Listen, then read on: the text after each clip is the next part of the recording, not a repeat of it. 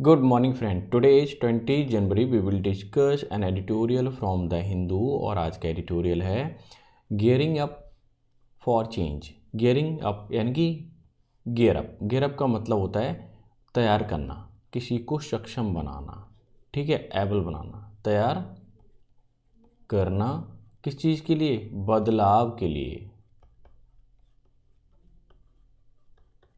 अब ये जो एडिटोरियल है पूरा जो हमारा क्लाइमेट चेंज हो रहा है, जगह जगह बारिश कहीं ज़्यादा होती है कहीं कम होती है, उसके लिए एक रीजन स्पेसिफिक प्लान चाहिए इंडिया के लिए. तो उसके ऊपर लिखा हुआ पूरा एडिटोरियल है, मैं आपको एक्सप्लेन करूँगा. देखिए इसका सब टाइटल क्या कहता है. इंडिया नीड्स, इंडिया को ज़रूरत है. इंडिया आपका सिंगुलर सब्जेक्ट है इसलिए उन्होंने वो भी सिंगुलर लगाई है ऐसे लगा करके. India needs region specific plans, यानी इंडिया को ज़रूरत है क्षेत्रीय स्पेसिफिक प्लान की. सुधारने के लिए क्लाइमेट रिजिलियंस, जो क्लाइमेट में बदलाव आ रहा है, लचीलापन है, कभी बारिश होती है कभी बारिश नहीं होती है, तो उसके हिसाब से इंडिया को एक रीजन वाइज, क्या रीजन वाइज स्पेसिफिक प्लान की ज़रूरत है. क्लियर है? जितने भी हाईलाइट वर्ड दिखाई दे रहे हैं आपको मैं वो एक्सप्लेन करने वाला हूँ, ठीक है, आपके एग्जाम के पॉइंट ऑफ व्यू से. और वैसे भी आप अगर पढ़ेंगे तो इंग्लिश तो इम्प्रूव होगी. अगर इंग्लिश इम्प्रूव करना चाहते हो तो अब तो बहुत बेहतर बात है ये, ठीक है. और साथ ही साथ मैं आप बता दूं, आपको अगर पीडीएफ चाहिए तो आपको टेलीग्राम चैनल पे जाना पड़ेगा, जिसका लिंक मैंने नीचे प्रोवाइड करा दिया है. पहला वर्ड है गियर अप का मतलब तैयार करना, सक्षम बनाना. मेक रेडी, प्रिपेयर या रेडी या सेट. क्लियर. दूसरा है रिजिलियंस, लचीलापन या रिजिलियंसी कहते हैं, नॉट फिक्स जिसको हम कहते हैं, ठीक है. देखिए इंग्लिश इज अ टूल, एक टूल ही तो है. यू कैन यूज, आप इसे यूज कर सकते हैं. यू विल अम्यूज, आपको आनंद आएगा विद क्रिएटिविटी के साथ एंड क्यूरियोसिटी के साथ, ठीक है. मैं आपका लगभग यहाँ पे 24 से 24 या 25 मिनट लेता हूँ, तो ये समझिए कि आपको बहुत फ्रूटफुल वे में तैयारी हो जाती है. कुछ मैंने क्यूज लिए हैं, ठीक है, आज लिए हैं एमटीएस के लास्ट ईयर के, ठीक है. CGL है, CHSL दोनों करा चुका हूँ, CPU वगैरह, तो अब ये भी कराऊंगा तो आपको पता चलेगा एक्चुअल लेवल आपका क्या है. मिस्ट्री का मतलब होता है रहस्यमय, एनिग्मा, सीक्रेट, ठीक है, पता ही है. इंटीमेटली का मतलब होता है घनिष्ठता से और दिलो जान से. इन ए क्लोज मैनर, ऐसा बताएं कि हम कितने नज़दीक हैं आपके. With great intimate. टॉरेंट का मतलब मूसलाधार वर्षा होती है, प्रचंड धारा कह सकते हैं, वायलेंट स्ट्रीम बोल सकते हैं, हैवी रेन बोल सकते हैं, ठीक है. हाँ, ये वर्ड एक नया वर्ड है, आपको मालूम होना चाहिए. गारगेंटुअन, गारगेंटुअन का मतलब होता है विशाल या बहुत बड़ा. ह्यूज, बल्कि, जायंट बोल सकते हैं. जम्बो, जम्बो हाथी के लिए बोलते हैं ना, बहुत बड़ा होता है, इसीलिए गारगेंटन का मतलब होता है बहुत बड़ा. पेनिनसुलर का मतलब होता है प्रायद्वीपीय, ऑफ रिजेंबलिंग है पेनिनसुला. देखिए मैं आपको एक स्ट्रक्चर बता देता हूँ. जैसा ये इंडिया के नीचे का साउथ का स्ट्रक्चर है, ठीक है, तो यहाँ भी समुद्र है, यहाँ भी समुद्र है और यहाँ भी समुद्र है. ये तीन एरिया से कोई पार्ट घिरा होता है ना समुद्र के एरिया से, ठीक है, उसे बोलते हैं हम पेनिनसुलर, ठीक है. अकाउंट फॉर का मतलब कारण होना होता है, बताना, या गिव रीजन फॉर यानी कि कारण देना, ठीक है. एक्सट्रैक्शन का मतलब होता है निष्कर्ष, निचोड़. The action of taking out something, यानी कि कोई पार्ट है उसका हिस्सा हम ले रहे हैं तो वह एक्सट्रैक्शन हो गया. क्लियर है? ये 9 वर्ड थे, हालांकि इसमें कोई डिफ़िकल्ट वर्ड नहीं है, तो मैं मान के चलता हूँ आपको एक छोड़ दूँ, ठीक है. तो 8 तो पता ही होना चाहिए. अगर 8 आपको पता है तो बहुत ही अच्छी बात है, नहीं पता है तो थोड़ी सी तैयारी कीजिए. देखिए पीडीएफ ज़रूर ले ही लेना. क्लियर है? साथ ही साथ अगर वीडियो आपको अच्छी लग रही है तो लाइक कर देना एंड शेयर कर देना. इतना कर दीजिए, इतना ही काफ़ी है, ठीक है. ये मेरे लिए काफ़ी हेल्प हो जाएगी इससे, ठीक है. और साथ ही साथ मैंने कम्युनिटी में भी जो क्वेश्चन डालता हूँ उन्हें भी टैकल किया करो आप. जब तक आप उन्हें नहीं करोगे सॉल्व तब तक आपको नहीं पता चलेगा कि ये आपका लेवल क्या है. देखिए ये एमटीएस के क्वेश्चन है 2023 के, हो सकता है आपको सरल लगे बट करना चाहिए, ठीक है. पता नहीं कब कौन सा क्वेश्चन कहाँ पूछ लिया जाए. वन वर्ड सब्स्टिट्यूशन है, इसमें क्वेश्चन दे रखा है टू गो अवे सडनली, अचानक से चले जाना. सीक्रेटली, चुपचाप. इन ऑर्डर टू एस्केप, बचने के लिए. फ्रॉम समवेयर, कहीं जाने से आप बचना चाहते हो तो चुपचाप निकल जाना, तो उसको क्या बोलेंगे? एब्सकेंड का मतलब फरार होना. बैनिश का मतलब गायब होना. एक्सकेवेट का मतलब होता है किसी भी चीज़ को खुदाई करके बाहर निकालना, तो मैं लिख देता हूँ खोदना, ठीक है। और एक्सट्राडाइट का मतलब होता है हैंड ओवर करना, ठीक है। एक्सट्राडाइट मतलब किसी को कोई चीज़ दे देना जो उपयुक्त है। अब आप ही बताइए इसमें क्या हो सकता है, तो जाहिर सी बात है एब्सकंड ही होगा इसमें, ठीक है। कितना आसान था। दूसरा ईडियम बताना है बाय लीप्स एंड बाउंड्स, बहुत इंपॉर्टेंट है यार, अगर ये नहीं किया तो कुछ नहीं किया। रैपिडली का मतलब तेज़ी से होता है, ये तो सबको पता ही है। एमलेसली बिना उद्देश्य के, ठीक है। विदाउट एम में लिख सकता हूँ। परफेक्टली मतलब अच्छा होता है, गुड सेंस में आता है, ठीक है। स्लोली मतलब धीरे धीरे। तो अब आप ही बताइए कि लीप्स एंड बाउंड्स का मतलब तेज़ी से होता है, तो कौन सा होगा, यही होगा ना, ठीक है। नेक्स्ट है, आपको जरूर कमेंट में बताना है कि कितने क्वेश्चन आपके ठीक जा रहे हैं। इसमें अंडरलाइन वर्ड है, वही बताना होगा इसका मीनिंग। सेंटेंस पढ़ लेते हैं। पियर मतलब टोटल, प्रेशर इज बाउंड जो लगा हुआ है, to affect most of us both positively and negatively, कि जब हम पे प्रेशर पड़ता है चारों तरफ से तो वो असर डालता है पॉजिटिवली भी और नेगेटिवली। देखो जब भी मैं आपको बता दूं, देखो दो वर्ड होते हैं, एक इफेक्ट होता है, एक अफेक्ट होता है। ये आपका वर्ब के रूप में यूज होता है और ये आपका नाउन के रूप में यूज होता है, और दोनों का मतलब होता है असर, ठीक है, यानी असर देना और असर। क्लियर हो गया। हालांकि कभी कभी ये वर्ब के रूप में भी यूज हो जाता है, लेकिन मोस्टली केसेस में नाउन के रूप में यूज किया जाता है, ये आपको ध्यान रखना है। तो फिर यहाँ पे एरर इसी में है, इसमें गिवन ये पूछ रहे appropriate option date can substitute underline the word segment. अच्छा, एरर नहीं फाइंड करना है हमें, इसका सब्स्टिट्यूट फाइंड करना है।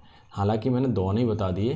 देखिए मैंने अभी बताया था वर्ब और नाउन के रूप में यूज़ करना, तो वो भी हो गया। देखिए ये यहाँ पे वर्ब के रूप में भी इस्तेमाल हो गया है, यानी कि काफ़ी असर पड़ना। तो क्या होगा, इनवोक मोस्ट ऑफ अस या अफेक्ट मोस्ट ऑफ अस, तो जाहिर सी वजह से अफेक्ट पड़ेगा, यानी कि हम लोगों को बहुत असर पड़ता है। जब चारों तरफ से दबाव पड़ता है ना, तो असर पड़ता है उसका, यानी कि अफेक्ट वाला सेंस लग जाएगा। अप्रोप्रिएट। अच्छा देख लेते हैं। Select the most appropriate synonym of the given word. Peculiar, peculiar का मतलब होता है अजीब। क्या होता है, अजीब। समथिंग रॉन्ग, क्या होता है, अजीब। तो नीट का मतलब साफ, नॉर्मल का मतलब नॉर्मली होता है, स्ट्रेंज का मतलब अजीब होता है, जोविल, जोविल का मतलब हंसी मजाक वाला, हंसमुख। तो मैं ऐसे लिख देता हूँ हंसमुख। तो option number third is your answer. Next देख लेते हैं भाई, इनकरेक्टली वर्ड क्या है, बिगनिंग, बिगनिंग चाहिए, बिगनिंग चाहिए। राइटिंग और स्पेलिंग यही गलत है, इसमें हटाओ।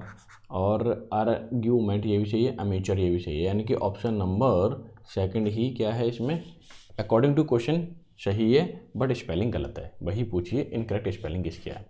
तो ये 5 क्वेश्चन थे, तो मुझे ज़रूर कमेंट करके बताएं कि क्या पाँचों के पाँचों क्वेश्चन आपके ठीक गए, ठीक है। यही इन्हीं में से एक क्वेश्चन मैं डालने वाला हूँ कम्युनिटी में, तो आप जाइए वहाँ से ज़रूर टैकल कीजिए और शेयर भी कर दिया करो एक दूसरे को, ठीक है। अब चलते हैं एडिटोरियल पे। एडिटोरियल क्या कहता है, गियरिंग अप मतलब तैयार करना है बदलाव के लिए। इंडिया नीड्स, इंडिया को ज़रूरत है रीजन स्पेसिफिक प्लान की, टू इम्प्रूव सुधारने के लिए।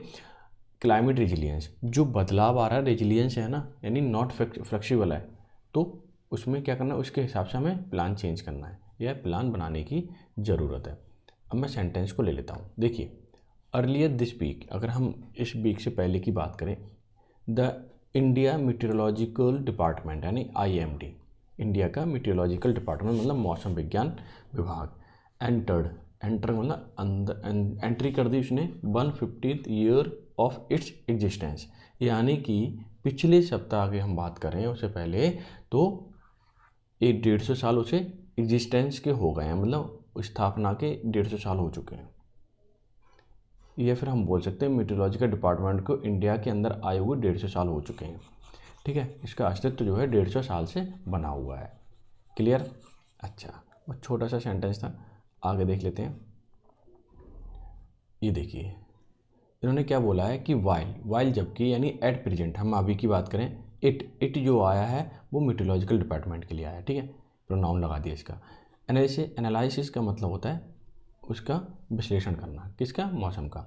The entire spectrum of climate, हम यहाँ पे IMD के द्वारा पूरा एंटायर जो क्लाइमेट है उसके स्पेक्ट्रम मतलब किससे कैसे फैला हुआ है, कहाँ फैला हुआ है, या फिर हम सिंपल वर्ड में गए, जो रेंज होती है ना इधर से उधर जाने की, वो सब स्पेक्ट्रम की कैटेगरी में आते हैं, ठीक है।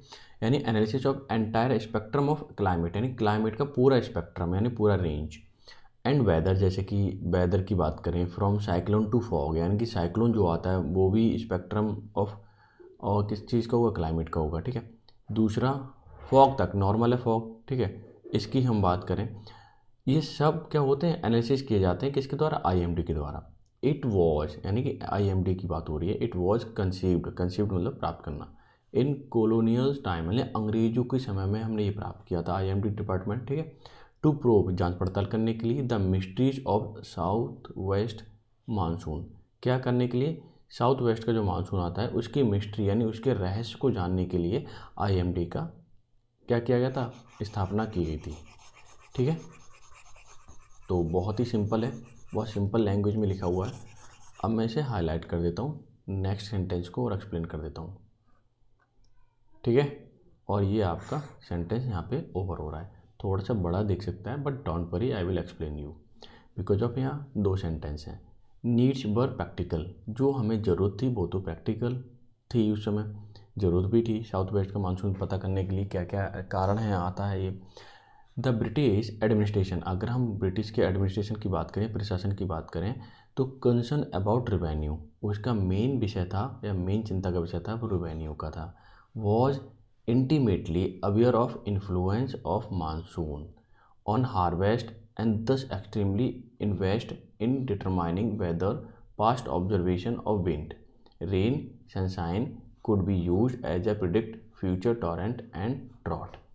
इन्होंने बोला है कि जो उसका मेन कंसर्न था ब्रिटिश एडमिनिस्ट्रेशन का, वो इंटीमेटली मतलब क्लोजली, इंटीमेटली मतलब क्लोजली अवेयर होना, इन्फ्लुएंस मतलब प्रभाव से, ऑफ मानसून, कि वो बहुत करीबी से जानना चाहता था ब्रिटिश एडमिनिस्ट्रेशन कि मानसून कैसा रहेगा जब हार्वेस्ट फसल काटी जाए।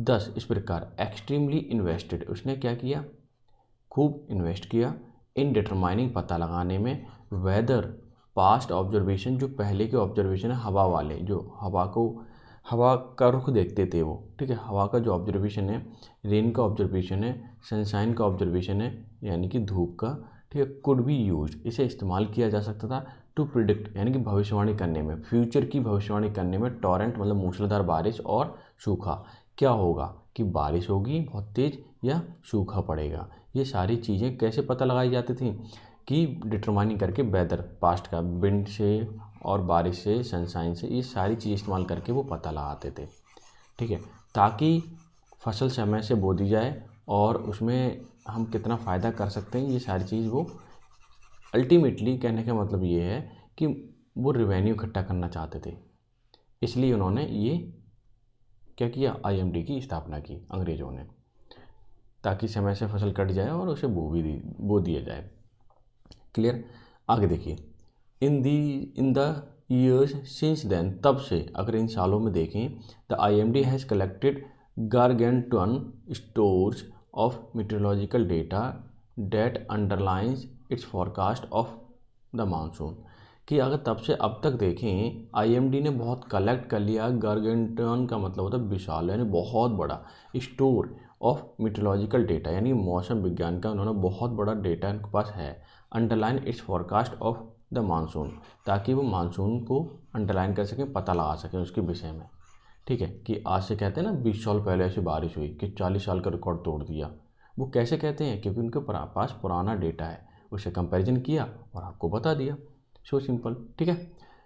आगे देखिए, वन सच एनालिसिस, ये इस तरह का जो एनालिसिस है ऑफ दिस डेटा का बाय रिसर्चर्स के द्वारा at the council of on energy environment and water, ठीक है, किसके द्वारा है, जो डेटा एनालिसिस दिया जाता है वो council on energy environment and water पर है, ठीक है, जिसको शॉर्ट में बोला है CEEW। एग्जामिन करते हैं मानसून ट्रेंड को, उसका प्रक्रिया कैसी, ट्रेंड कैसे चल रहा है एट द सब डिविजनल मतलब तहसील लेवल पर, ठीक है, सब डिविजनल मतलब तहसील लेवल, फ्रॉम 1982 और 2022, यानी कि 1982 से लेकर के 2022 तक तहसील लेवल पे हम लोगों ने क्या किया था, या आईएमडी डिपार्टमेंट ने क्या किया, पता लगाया। अब देखिए क्या चीज़ होने वाला है, दिस फाइंड्स, इससे हमें पता चलता है that monsoon rainfall is increasing, कि राउंड जो मानसून का रेनफॉल है यानी कि बारिश है वो बढ़ी हुई है इन मोर देन हाफ, आधी से भी ज़्यादा बढ़ गई है। और 55%, ठीक है, इंडिया इज रफली 4400 तहसील्स, यानी कि लगभग 55% जो बारिश में इंक्रीजमेंट आया है, ठीक है, रफली 4400 तहसील में है, 4500 तहसील लगभग हम मान लेते हैं। आगे एक छोटा सा सेंटेंस ये है, मैं 2 सेंटेंस कवर कर लेता हूँ एक ही बार में, ठीक है। ये देखिए, about 11% of them so decrease rainfall, लगभग अगर देखा जाए उनमें से 11% ऐसे एरिया रहे हैं जिनमें डिक्रीजमेंट आया है, ठीक है, बाकी में बढ़ोतरी हुई है। इन दो तहसील से अगर हम तहसील की बात करें, about 68% experience reduce rainfall in all 4 season month, कि अगर जो 11% इन अगर 4400 में से 11% ऐसे हैं जिसमें डिक्रीज हुआ, और जो डिक्रीज हुआ 4400 में से 11%, जो 11% डिक्रीज हुआ उसमें से 68% जो तहसील है उन्होंने एक्सपीरियंस ये किया गया कि रेनफॉल डिक्रीज हुआ चारों मानसून में, यानी कि 4 सीजन होते हैं, ठीक है, उन सब में।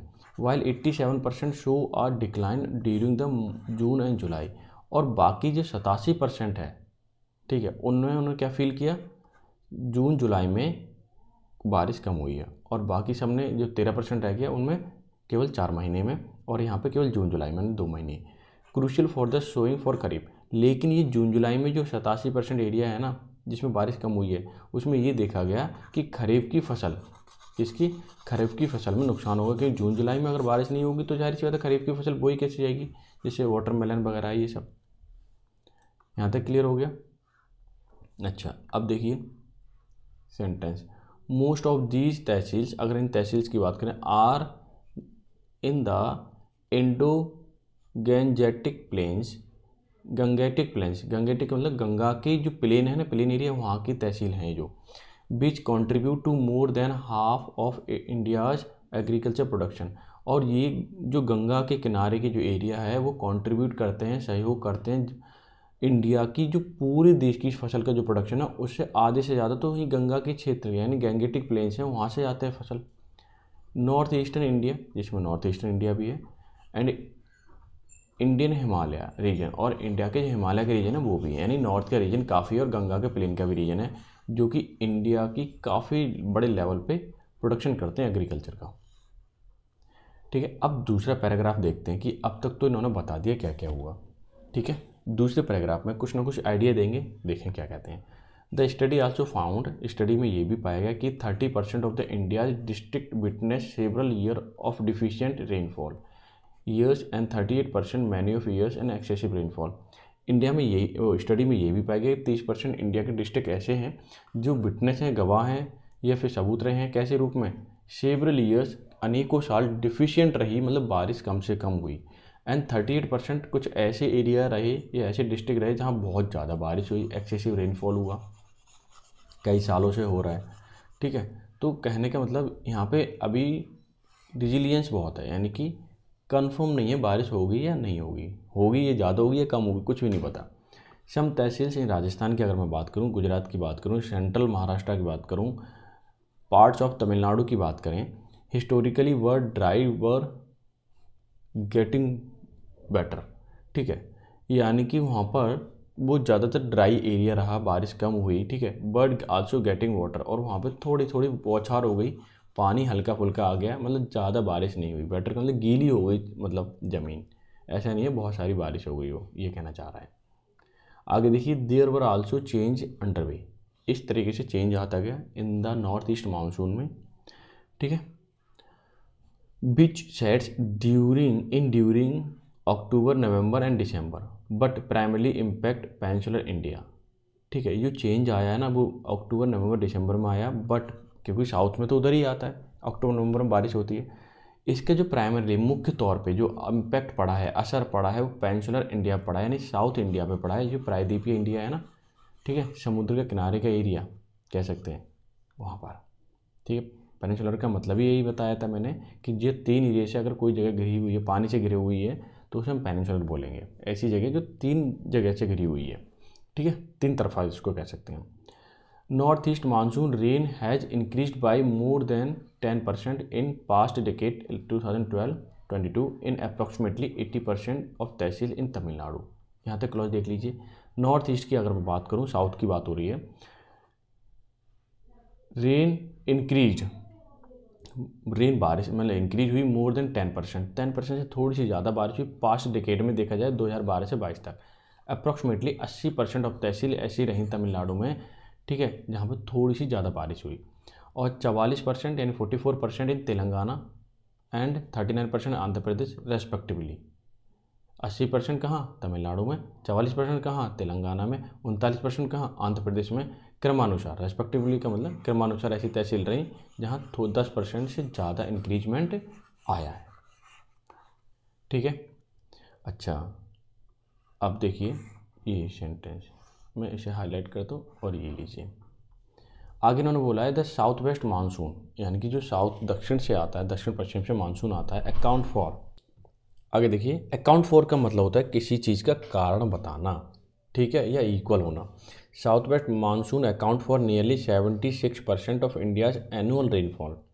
साउथ वेस्ट का जो मानसून होता है इंडिया में लगभग 76% इसी का कारण है बारिश होने का। एनुअली वार्षिक की बात हो रही, with about 11% from north east monsoon, जिसमें 11% जो है नॉर्थ ईस्ट मानसून का मैटर रहता है बारिश होने का।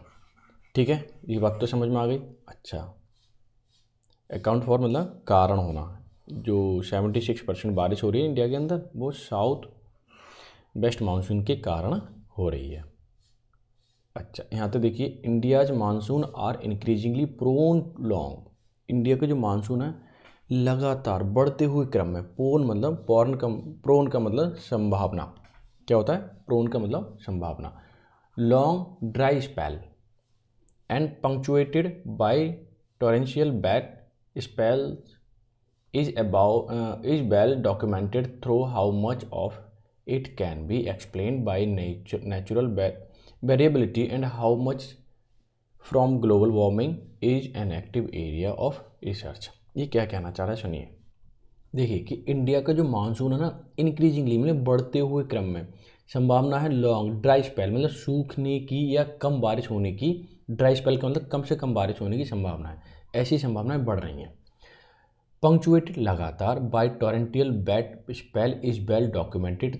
दो कि जो टोरेंशियल बोलेंगे, टोरेंशियल का मतलब होता है ज़्यादा बारिश होना, ठीक है।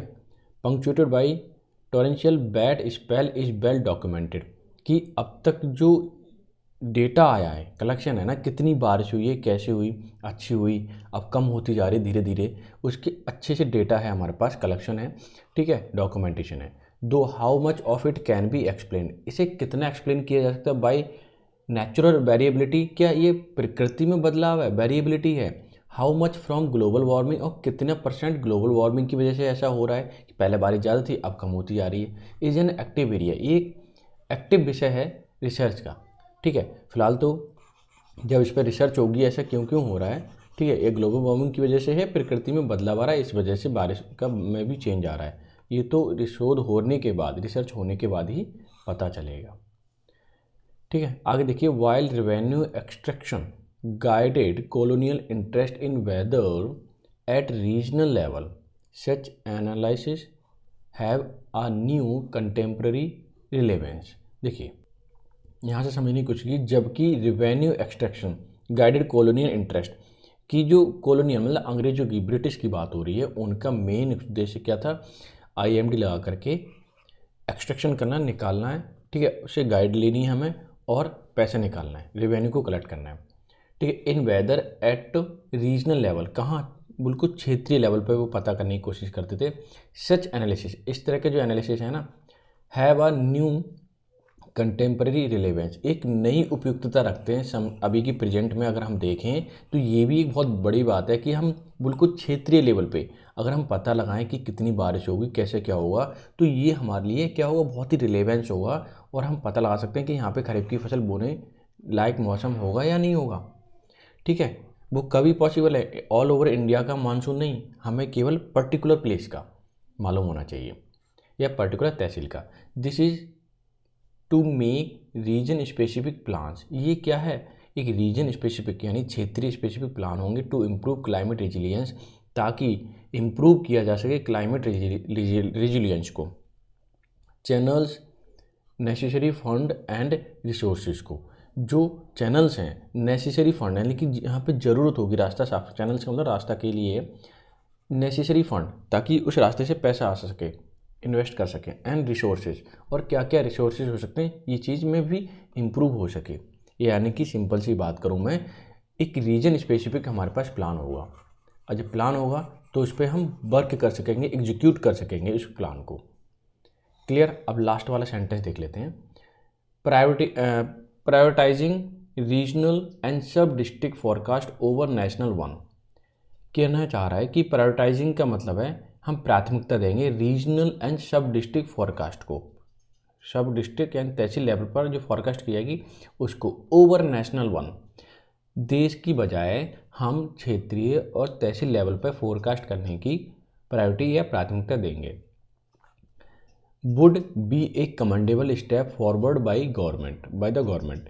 तो ये प्रायोरिटी रीजनल क्षेत्र पर होगी ना, ये कैसी होगी, वुड बी कमेंडेबल, ये प्रशंसनीय होगी, ये प्रशंसनीय कदम होगा। फॉरवर्ड मतलब आगे की ओर, किसका, गवर्नमेंट का। अगर क्षेत्रीय लेवल पे और तहसील लेवल पे गवर्नमेंट ऐसा फोरकास्ट करने की बात करती है IMD से, तो समझ लीजिए ये गवर्नमेंट का बहुत ही कमेंडेबल स्टेप होगा। ठीक है, तो ये था आज का एडिटोरियल। आई होप सो आपने एंजॉय किया होगा, और पूरा एडिटोरियल पढ़िए और PDF लीजिए उससे टेलीग्राम चैनल से जा कर के।